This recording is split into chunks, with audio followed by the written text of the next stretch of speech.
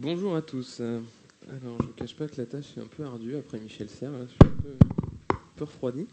Je vais commencer par une question très simple. Qui dans la salle connaît le gros mot Scrum? Voilà, me voilà rassuré. J'avais besoin de ça. Merci bien. Alors, je ne vous réexpliquerai pas tout ça. L'objectif de cette session, mais en fait, il est assez simple. Depuis 2 ans, je m'attache à essayer d'accompagner des clients sur des projets, du déploiement d'Agile sur des plus gros projets. Et plus particulièrement, ces 16 derniers mois, j'ai eu l'occasion de travailler sur un très gros projet qui va être le retour d'expérience que je vais utiliser maintenant. Et je me suis aperçu d'une chose, c'est que un gros projet en Agile, c'est pas pareil qu'un petit projet, mais plus grand. Vraiment pas. En fait, il y a un certain nombre de points de rupture dans un projet à large échelle mené en Agile.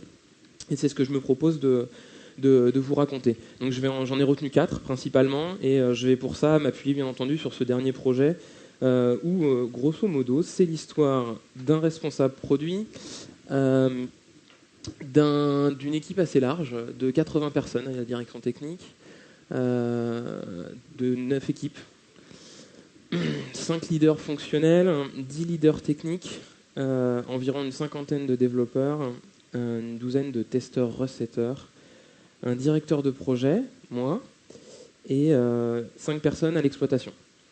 Voilà. Donc ça donne un peu les grandes masses du projet, c'est assez gros, et en fait on va voir qu'il y a pas mal de choses qui changent. Premier point de rupture, le workflow. Alors celui-là il est assez connu et on va pouvoir bien en parler. Donc le workflow qu'on connaît classiquement sur un projet Scrum, c'est quoi? C'est ces fameuses colonnes. J'ai des tâches ou des user stories, des fonctionnalités, on va les appeler comme ça, à faire. Et puis, avec mon équipe, d'environ 7 à 10 personnes, régulièrement tous les matins, je fais un point sur ce que je suis actuellement en train de faire, ce que j'ai déjà réalisé, ce que je vais faire prochainement. Je parle aussi et surtout des problèmes que j'ai rencontrés. Ça marche très bien sur une petite équipe. Quand on passe à large échelle, en fait, on commence à rencontrer certains problèmes, notamment le fait d'avoir plusieurs petites équipes qui sont les unes à côté des autres. En interne, elles vont continuer d'utiliser ça. Par contre, quand on commence à prendre un petit peu de recul, on manque pas mal d'informations, et notamment des problèmes, ce qui est plus grave, sur ce qui se passe avant et après en fait, la phase de développement. Donc la toute première chose, la toute première rupture à laquelle on a dû faire face dans le projet, c'était étendre tout simplement le workflow. Alors en fait, ici on voit une photo d'un de nos taskboards. On a défini un workflow plus étendu qui va du début jusqu'à la fin du processus, de la chaîne de création de valeur en fait. Donc le début c'est quoi? C'est l'émergence de l'idée, de sa spécification. Si vous faites des tests fonctionnels automatisés en avance de phase, il faut aussi le préciser dans le workflow. Puis enfin rentrer dans une phase de développement lorsqu'on a sélectionné la fonctionnalité, la développer, la tester, et ensuite la déployer dans différents SaaS. Là sur le slide ici, vous pouvez voir recette, QA, bêta, prod. C'est les dernières antichambres en fait, de déploiement des fonctionnalités quand on livre. Donc là, en fait, sur ce taskboard, on a réellement matérialisé l'ensemble du flux de création de valeur. Et ça permet de rassembler l'ensemble des équipes, ou en tout cas des leaders de chacune des équipes, pour faire le point sur l'avancement. Sans ça, vous risquez beaucoup de choses. Vous risquez de louper des problèmes, vous risquez de ne pas voir apparaître les points de contention global du flux, c'est-à-dire qui va amorcer le flux. Est-ce que je prends le risque de ne pas avoir assez de fonctionnalités à donner à mes développeurs à un instant T, ou est-ce qu'au contraire, je crée du stock, c'est-à-dire que j'accumule un nombre de fonctionnalités détaillées prêtes à être développées, mais qui ne seront pas développées avant 3, 4, 5, 10 itérations. Donc vraiment très très important de matérialiser ce flux-là.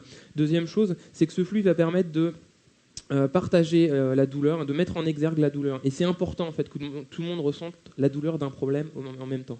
Quand vous avez un projet de 9 équipes, si vous faites 9 builds distribués, 9 intégrations distribuées, vous avez perdu. C'est-à-dire que l'ensemble des équipes ne ressentira pas la douleur de ce que c'est que de déroger aux règles qu'elle s'est fixées en termes de qualité logicielle et d'intégration continue. Dans le projet qu'on a fait, par exemple, on a décidé d'avoir une seule intégration continue pour une cinquantaine de développeurs. Ok, ça c'est premier point de rupture. Étendez votre workflow, détaillez l'avant et l'après. Ne vous suffisez pas du simple à faire en cours terminé. Deuxième point de rupture qu'on a rencontré, les métriques. Alors les métriques de l'agile, elles nous enseignent plein de choses, mais elles nous font utiliser les fameux story points ou points de complexité qui permettent de calculer, lorsqu'on les somme à la fin d'une itération, la vélocité de l'équipe. Donc je suis une équipe, comment je mesure ma capacité à produire des fonctionnalités? Eh bien je fais la somme des points de complexité fonctionnels ou techniques en fonction des goûts que j'ai réalisés durant l'itération, et puis je peux me projeter de fil en aiguille sur ma capacité à faire. Ça me permettra notamment de voir si je suis en train de déroger ou pas à la date d'arrivée que j'avais estimée avec mes équipes. Ça marche très bien pour une équipe, 2 à tout casser. Pourquoi ? Parce que les points de complexité sont des estimations qui sont relatives à l'équipe. C'est l'équipe qui dit ça, c'est 2 fois plus compliqué que ça et construit son échelle de mesure finalement avec le temps. Donc ça marche bien pour l'équipe en interne. En revanche, quand vous avez 2 équipes côte à côte, 3, 4, 5, très rapidement, vous êtes en train de mélanger des choux et des carottes et ça ne va pas fonctionner parce que vous allez sommer les story points tels que vous les avez imaginés d'une équipe à l'autre. Et quand vous essaierez d'en déduire la date d'atterrissage, ça n'aura aucun sens en fait, parce que la vélocité globale de votre projet ne peut pas être la somme des vélocités de chacune des équipes. Pourquoi ? Parce que ces échelles de mesure sont complètement abstraites, elles sont relatives à chacune des équipes, elles ne sont pas faites pour ça. Donc on a rencontré un peu ce problème-là dans le projet. Fatalement, on avait du mal à dériver notre date d'arrivée et mesurer si on était en train de prendre du retard ou pas. Pour ça, on a essayé d'être assez pragmatique. Et on s'est inspiré de quelque chose... alors cette métaphore, elle n'est pas de moi, elle est de Jeff Patton.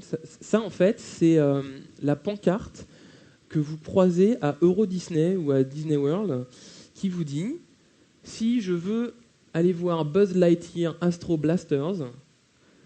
à partir du moment où je rentre dans la file d'attente, en moyenne, j'attendrai 10 minutes avant de monter dans le manège. Si je veux faire Peter Pan's Flight, c'est 25 minutes.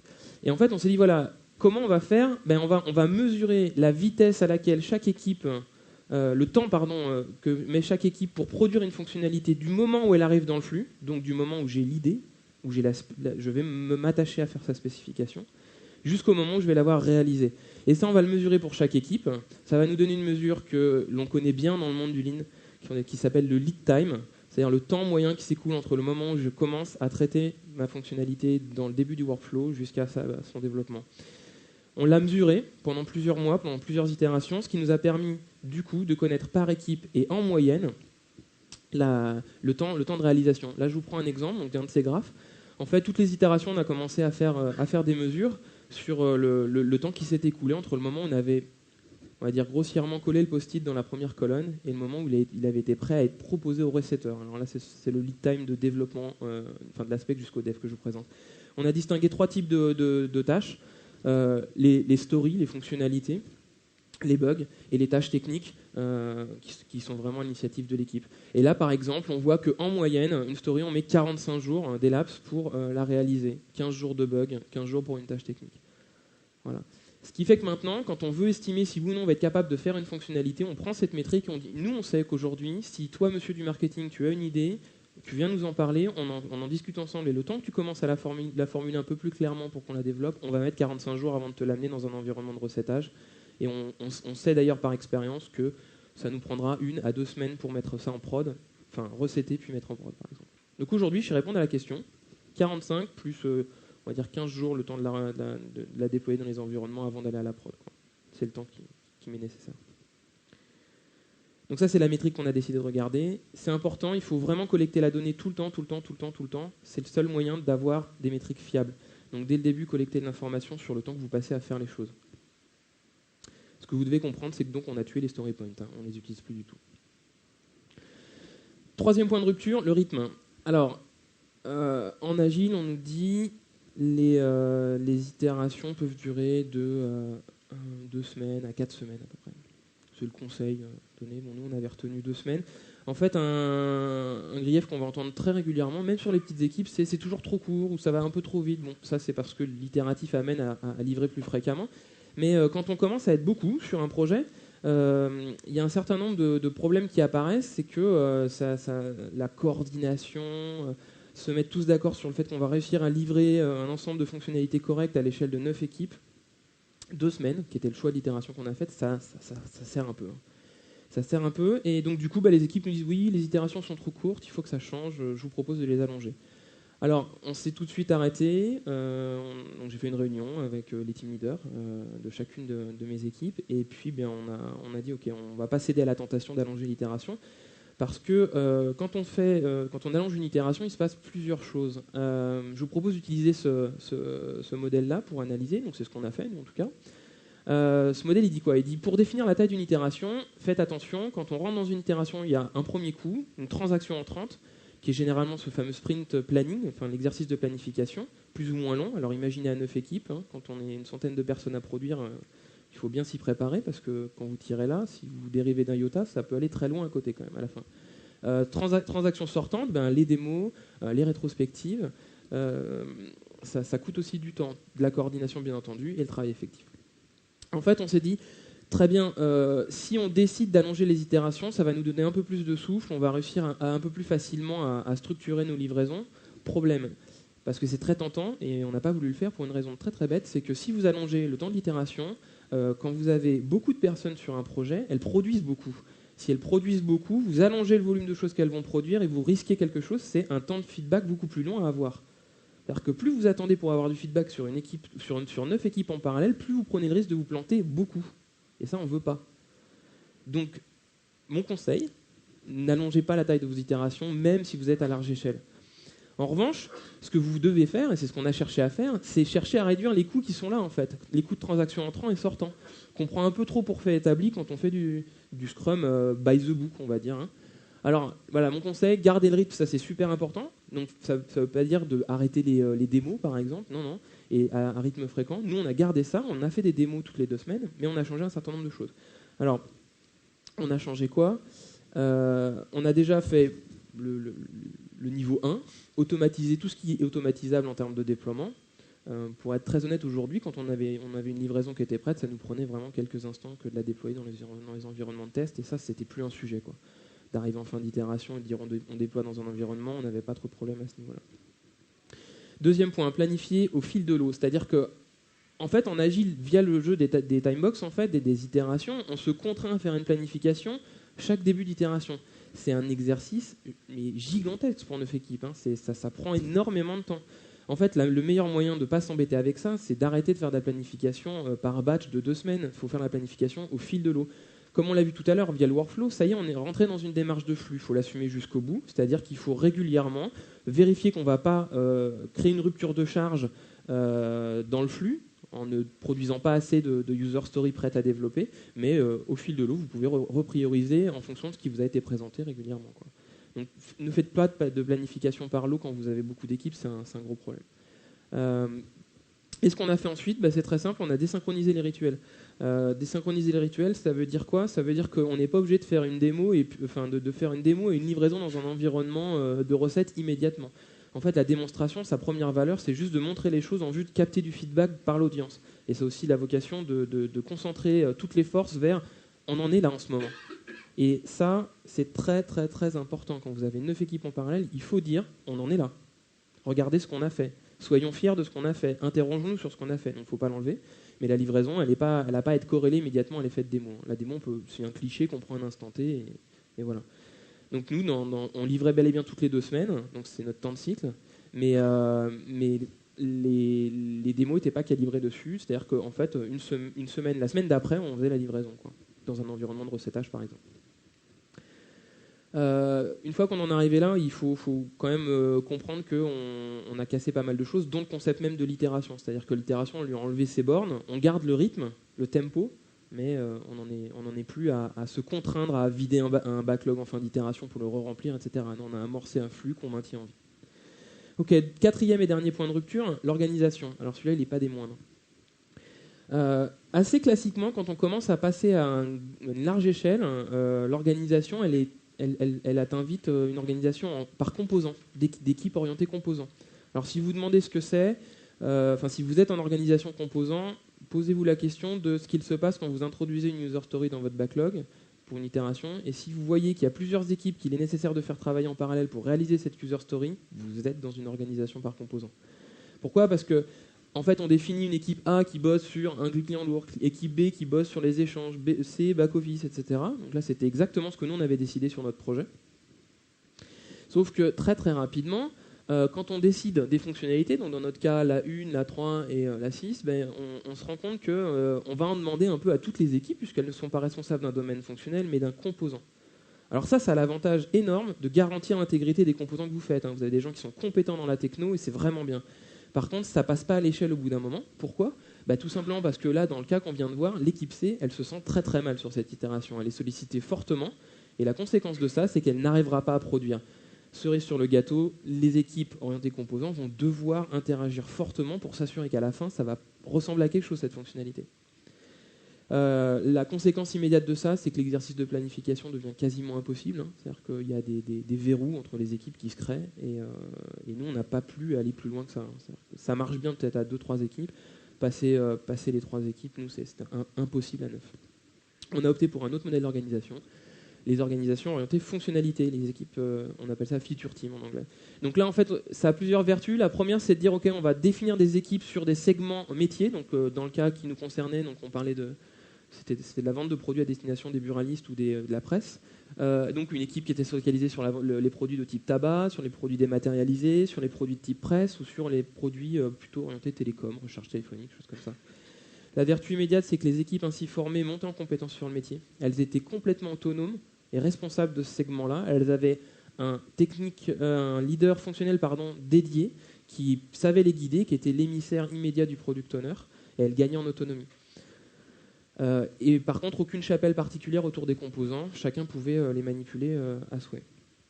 Alors normalement, à ce moment-là, vous me dites oui, mais donc du coup, ton architecture, elle va complètement plus être intègre. C'est-à-dire que je te donne 3 itérations avant que ça soit l'étoile de la mort. Et en fait, la conséquence, enfin la pratique immédiate à mettre en œuvre pour pas que ça ne fonctionne pas, c'est les communautés de pratique. Donc faites se rencontrer les experts via ces communautés de pratique. Donc ça, c'est indispensable si vous allez vers une organisation de type feature team. La communauté de pratique, c'est quoi ? C'est une réunion hebdo organisée par les équipes entre communautés d'experts où les gens vont partager leurs pratiques, partager les grandes ruptures dans leur architecture en vue de maintenir une cohérence dans tout le projet et puis aussi de continuer à apprendre, évoluer, tester des choses puisque ces compétences sont réparties naturellement dans chacune des équipes qui sont autonomes et responsables. Là, on entend bien des choses très techniques, par exemple, une communauté d'architecture dans notre projet .NET pour le front et puis Java pour le back. Ils se rencontraient, ils discutaient, mais on avait des communautés de pratiques testeurs aussi, tout simplement. Les testeurs recetteurs se rassemblaient chaque semaine, partageaient leurs pratiques de test, faisaient émerger de nouveaux standards et puis les mettaient en œuvre après respectivement dans leurs équipes. Voilà, c'est les 4 points de rupture sur lesquels je voulais porter l'attention. Ce que j'ai appris globalement sur ce projet, la première chose que je vous conseille si vous faites un projet à large échelle, allez vers une dynamique orientée flux dans votre méthode. C'est-à-dire l'itération parfois devient très contraignante, trop contraignante. Donc n'hésitez pas à ouvrir les bornes entrantes et sortantes de l'itération et à accepter le flux et aller vers des démarches plutôt Kanban. La deuxième chose qui est importante, et je pense que c'est la plus importante, j'ai vu que c'était le temps, favoriser en fait la création d'une organisation agile et apprenante. Alors ça fait un peu de jargonite, mais qu'est-ce que je veux dire par là ? Favoriser en fait la création d'équipes autonomes et responsables sur les projets. Alors en tant que responsable du projet dans sa globalité, ça fait un peu peur, on a l'impression que le plancher va se dérouler sous vos pieds. Il y a des moments donnés où vous n'aurez pas le contrôle total de ce qui se passe dans ces équipes, mais c'est pas ça en fait qui est le plus important. Ce qui est le plus important, c'est que les équipes soient en prise directe avec le métier, autonomes dans les choses qu'elles doivent réaliser. Votre vrai boulot en tant que leader sur un projet comme ça, en fait, c'est d'aider les équipes à s'améliorer en continu, faire de l'analyse de problèmes régulièrement et s'assurer que tout le monde communique correctement ensemble. Et c'est pas une mince affaire. Heureusement, l'amélioration continue prodiguée par l'Agile est là, et ça, il faudra jamais rogner dessus, jamais. Garder un rythme régulier de rétrospective, c'est là où nous, on a appris de nos erreurs et on a réussi à rebondir pour fluidifier notre process. Donc voilà, mes 2 grands messages, c'est passer en mode flux, parce que le hockey de l'itération à 9 équipes, ça fait trop mal, ça a des répercussions vraiment fortes. Et la deuxième chose, c'est aider votre équipe à devenir autonome, aider votre équipe à se passer de vous, en fait. Mon dernier conseil, c'est si vous pouvez éviter de faire des très gros projets. Merci.